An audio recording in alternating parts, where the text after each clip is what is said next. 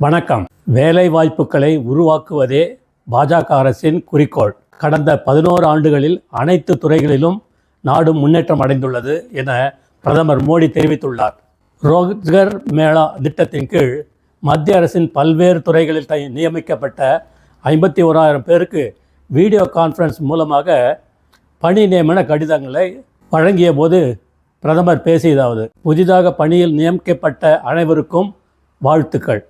ஏழைகளுக்கு 4 கோடிக்கும் மேற்பட்ட வீடுகள், புதிய சமையல் எரிவாயு இணைப்புகள், சூரிய சக்தி திட்டம், பல்வேறு அரசு நலத்திட்டங்கள் வாயிலாக என் தலைமையிலான அரசு லட்சக்கணக்கான வேலை வாய்ப்புகளை உருவாக்கி உள்ளது.